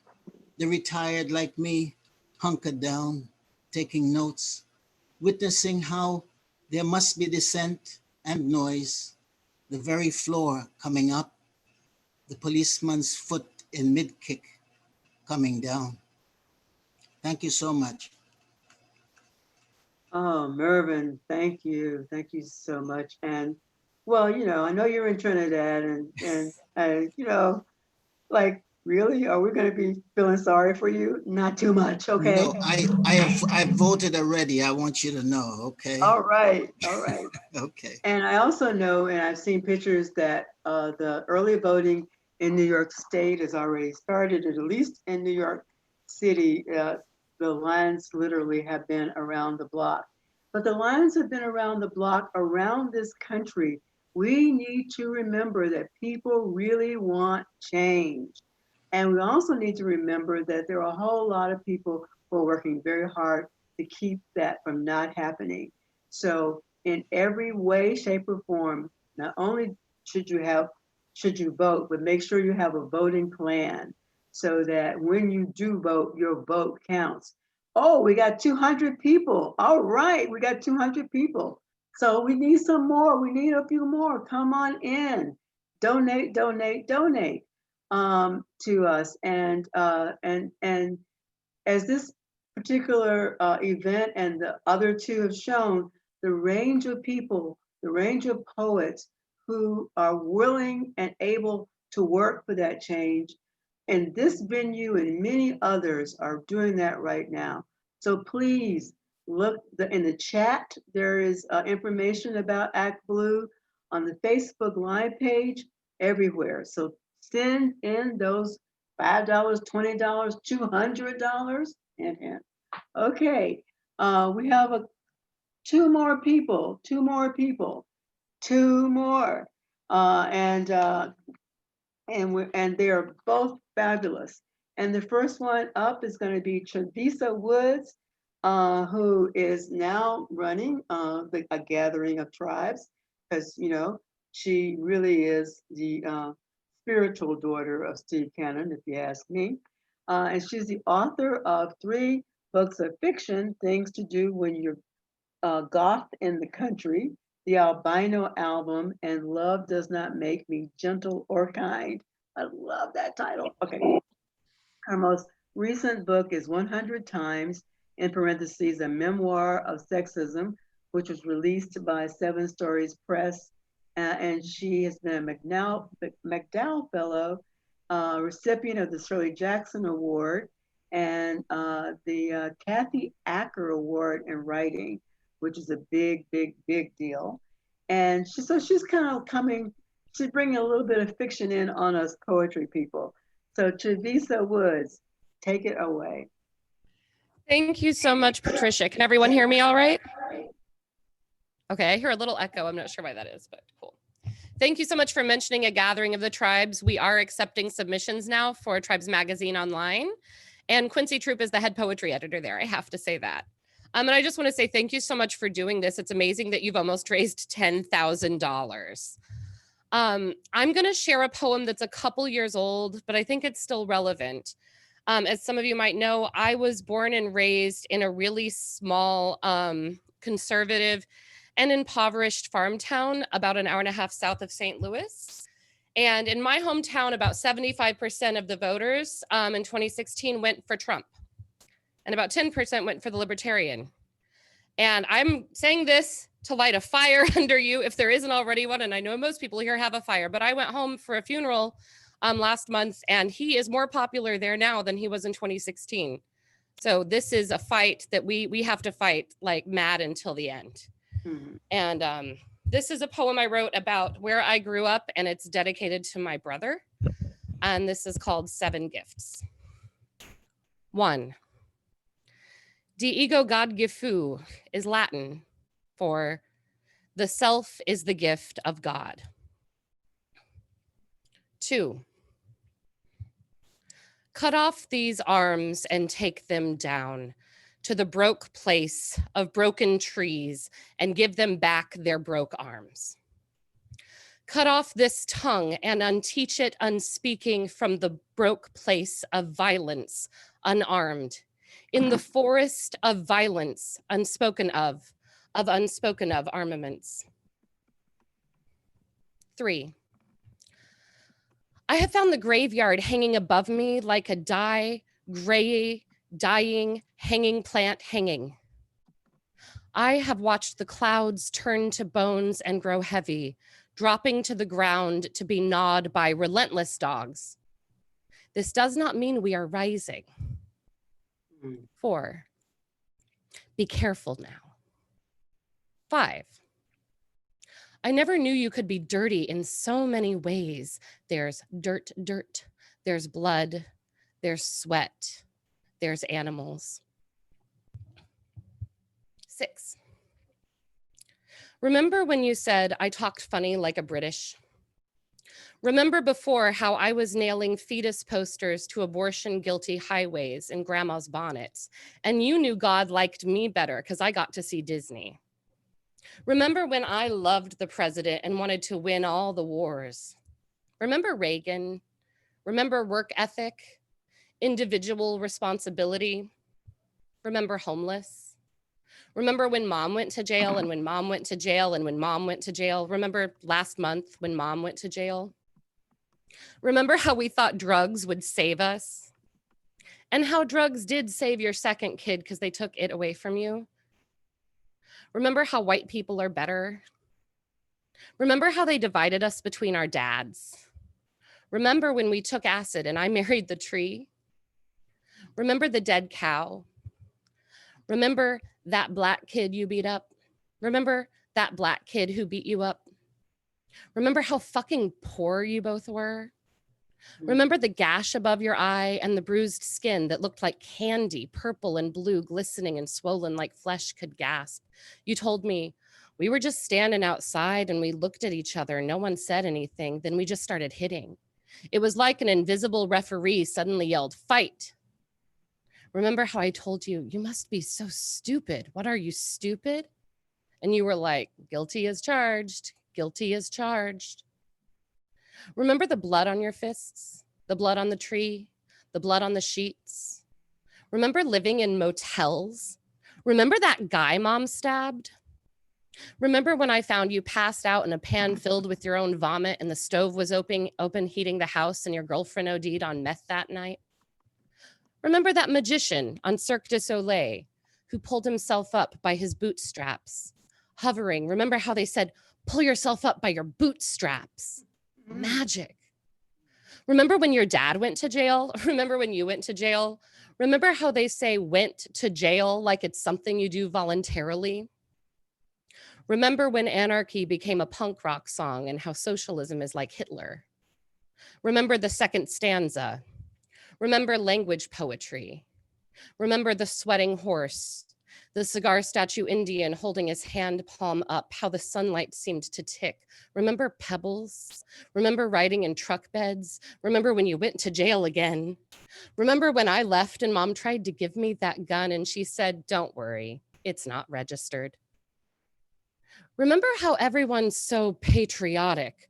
Remember when they hated the Russians, when they hated the Mexicans, when they hated the Muslims? Remember when they hated me? They never came out and said why, not to me anyway. Did they tell you? Do you remember? Remember, they hate you too. Remember, they hate each other. Remember, everyone's gonna burn in hell. Remember, they hate themselves. Remember how they hate where they are and how they hate what they do and how they love their country. Remember how they love their country and hate their government. Remember how they vote. Remember how they like to torture things, animals, people, cheese. Remember how they must hate cheese. Remember Velveeta. Remember pit bulls, your mattress the rat bled on, and how clear the stars are. Remember being stoned beneath them. Remember how I held you before I left. Remember how you're still there. 7. Cut off these armaments and take them down to the place of trees and give them back their violence. Cut off these breasts and make them 2 suns, 2 pale suns to light your hiding sky. Cut off this unteaching and give them tongues back their broke speech armed, unspeaking in the forest, waiting in the broke trees, armed.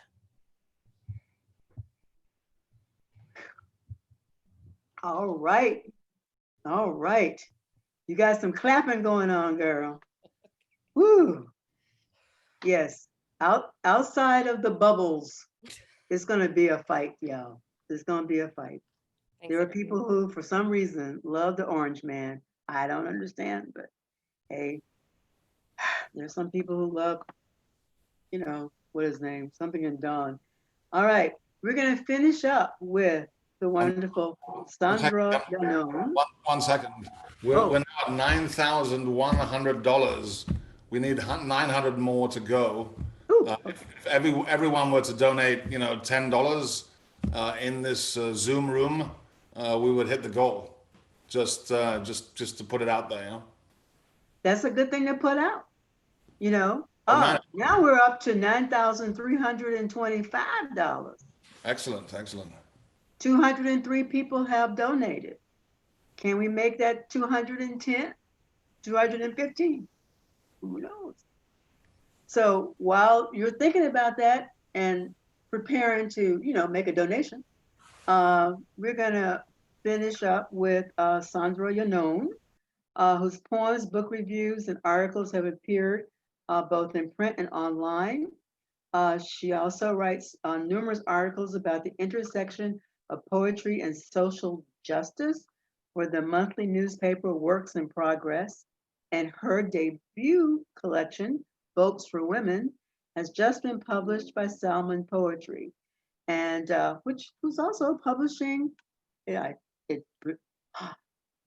yeah, Larissa Shmailo. Indeed. Interesting. Okay. Indeed. So that's Salmon Poetry. People are on it. So please bring us on home. Bring us on home. I will do my best. I'm an auctioneer in another incarnation, so I would be all too happy to get us to that $10,000. All right. I want to thank you, Patricia, Mark, Larissa, my salmon sister, Jonathan, Tara, and Indran, of course, for this opportunity to share my voice through Lit Balm today with this extraordinary political party of poets. Well, history is going to remember the year 2020 for far too many things. And because we're living them, I'm not going to name all of them, but one which I hope does not get lost and seems relevant particularly today is the 100th anniversary of United States women's suffrage. This history is our shared history, that of all peoples. And despite the fact that women of color, while participating in the struggle, were still left out of the process, and for years, including, still do not have full access to the vote, nor do far too many not still have access. It is all the more reason to acknowledge the significance 100 years later that a brilliant, smart senator from California will be the first woman of color to be elected vice president of the United States. Not because she is a woman of color, but because Kamala Harris, like Joe Biden, is the best person for the position. So as we think of this historical struggle of women past to the historical struggle in the present, I draw attention to a poem of Evan Boland's that she wrote for the centennial of Irish women's suffrage. Our future will become the past of other women, in her just released collection, The Historians. Thankfully, we have a video of her reading this extraordinary poem. And now one of my own that I wrote in December 2016, after the travesty of the last presidential election and a tragic fire in Oakland, California's Fruitvale neighborhood, where 36 people died at a concert at an artist collective called The Ghost Ship. Fruitvale is also a place where in Fruitvale Station, Oscar Grant was murdered by police on New Year's Day, 2009. This is after the election, Oakland burns down. Tonight, I woke and wept for liberation and for a different ghost ship than usual. One not sunk this time by ice and greed, but extinguished by smoke and neglect. I switched on my bedside lamp to keep at bay the lack of light, which is different than discouraging the power of the dark. The dark provokes dreams. The dark fertilizes ground. The dark is my hand combing through my hair's unstarried night. A vote is not a siren, not a fire engine screaming to find a blaze in progress. A vote is a hand extended after smolder, after too much hate, after candidates said too little, too much, too late conflagrates. I didn't vote to slap anyone in the face. I didn't vote to silence a people. To silence anyone cuts off the power to the lights, which I repeat is not the same as the necessity to enrich the dark. Never shut this window to even a senseless night. Stay open to the hands that reach out, look out for you, like the forest ranger who lives alone for months in her watchtower, searching out the infant fires before the juniper trees burn their old growth down. Thank you so much. And go Joe, go Kamala, go Blue. Go Blue. Thank you. I want to thank everybody who read, and oh my God, that was unbelievable.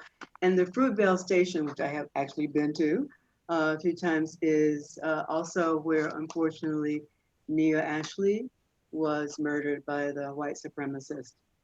It's like a nexus of some sort, you know, and so it's Oakland.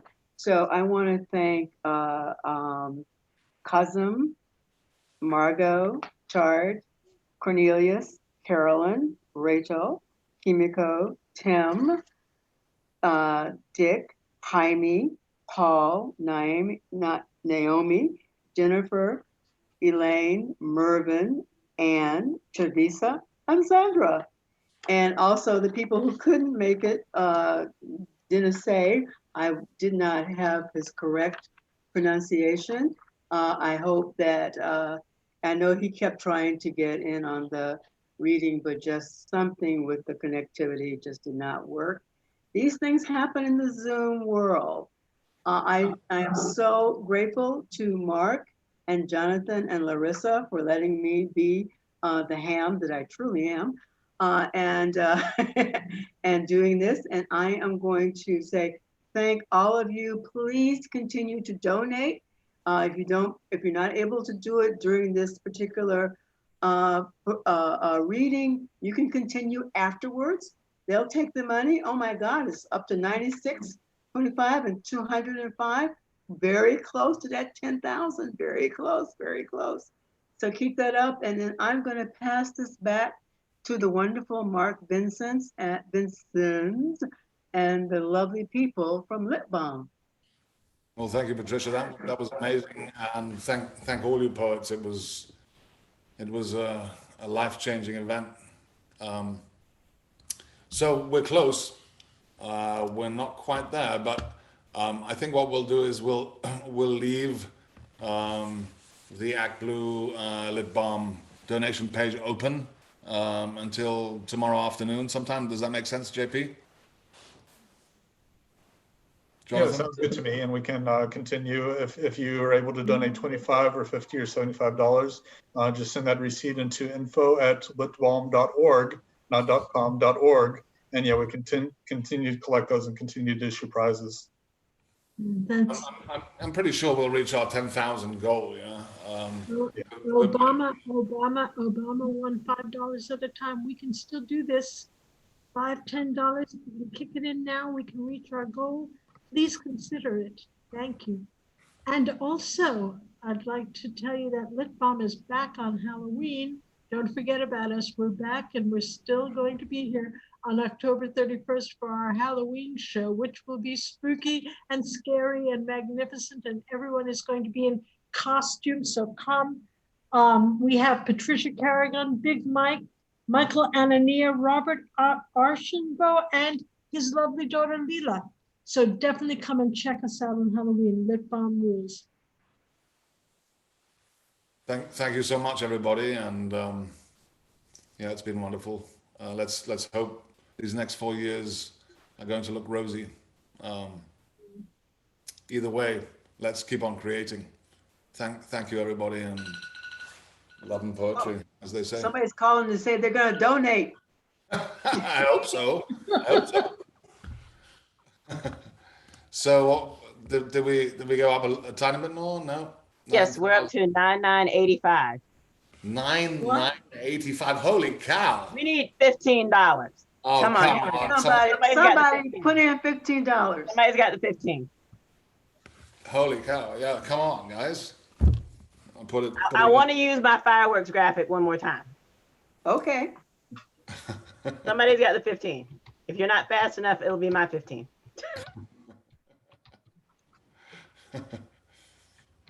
And while we wait for that 15, remember these guys? Angry Lips, just in time for Halloween. We got some fangs here. Come and get them. Would you like to do a spot on the Halloween party as well? On the Halloween party? Oh, I'll check my schedule, but yes, that would be, I'll read like this so nobody can see what I'm saying. But yes, the lips of all varieties. Come get your gold teeth here. All right, let's see. What are we doing? Have we reached it, Tanya?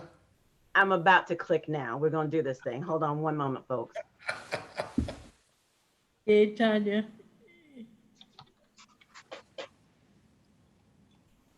I want to thank the later readers for their patience. It's been a long night, and I appreciate Mervyn and Chavisa and Sandra hanging on. Absolutely.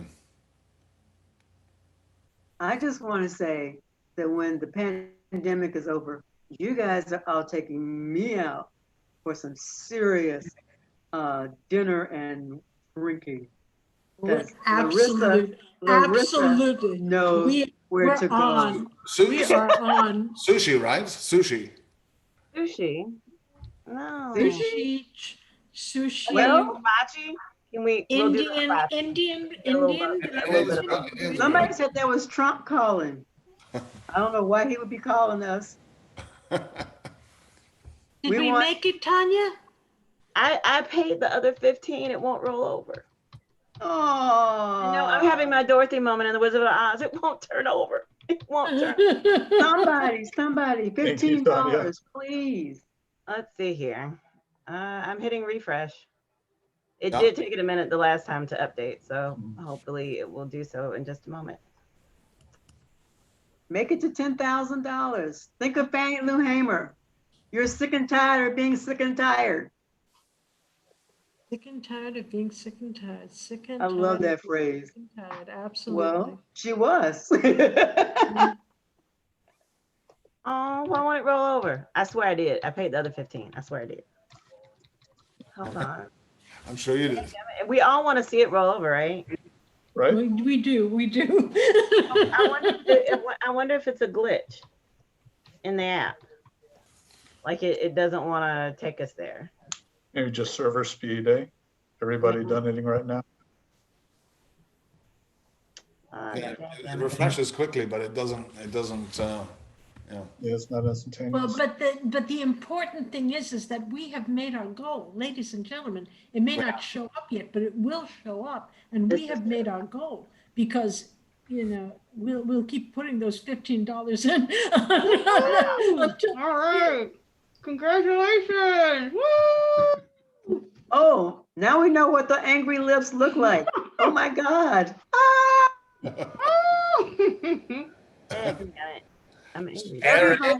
That's why you have to show up on Halloween, as well. Exactly. Again, everybody, in costume, everybody. in costume. Everybody, thank you so much. This is one of the best poetry readings ever, and I really, really want to say I am so grateful to. And last week, and I'm sorry I missed the first one.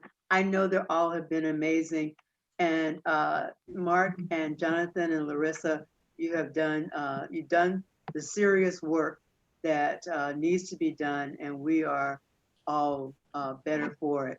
Let us make sure that on November that we vote early and in person if possible, and that we remove this idiot from the White House. Amen to that. Amen to that. Amen. Oh, wait, it rolled over, everybody. Give me 2 seconds. We can all do our drum rolls together. Give me 2 seconds. Hold on. I have a process over here. You guys don't get to see my background processes for making this all work. Oh, we get to see your background. Yeah, which we like. Here we go. So, let's see. I'm going to hit let's see. Am I rolling over the right thing now? I'll get grief. Of course, it's just giving me all kinds of fits because I'm trying to make it do things and it's just like not being happy, but we're going to make this happen. All right, so here we go. Drum roll, everybody. Yay. There it is. There it is. Yay! That's a good look. That's a good look. Excellent. Hey, wow. Love it. Fantastic. Fabulous, fabulous. All right. I told you. Oh, yeah. Oh, yeah. Great All right, job, darling. Patricia, taking us over the top, Patricia. Amen, amen. Congratulations, everybody. Everybody who participated. Oh my God, all of you. Thank you. And somebody have- took a picture of I would all of have to us. say We need 60 to- names right now. I would have to say 60 names right now to thank everybody who participated and helped to do this. I would have to say 60 names. So just please, you know who you are. Thank you, thank you, thank you, thank you, thank you for doing this. Thank you. So hopefully we'll see you at the Halloween party. And have a good night, everybody. Good night, Good everyone. night, And everybody. everybody's unmuted, so we can all clap and cheer together. So feel free to unmute yourselves. Thank you so much. I'll see you at the Halloween Thanks. party. Thanks. Goodbye, everybody. Thanks, Patricia. Hey, great job, Patricia. Great Yeah, job. you did it. 31st. Night. We're gonna Definitely win. celebration party, October 31st. Be there. Yeah, or I be already have square. Halloween stuff here. So you'll see my, I'll put all the lights up. I don't have them all up now. Good night, everybody. Thank you all so much. Thank you. Good night, all. Thank you. Thank you, Both Patricia. Nice Lou. job. Great Thank job, you. everybody. Bye. Bye. Gabby, hello, Gabby. Hi, Good to see you. Larissa. Hi, how are you? We did it. We got it. Yes, I donated $50. Oh, thank you so much. I donated it when you needed it over the top. So I don't know which one actually, It could have been you. Thank you very much. You're welcome. Oh. All right. Yeah. Yeah, well, gotta win. We've got to win this time. Good night, Right. everybody. Good night. Good night. Good night. Good night.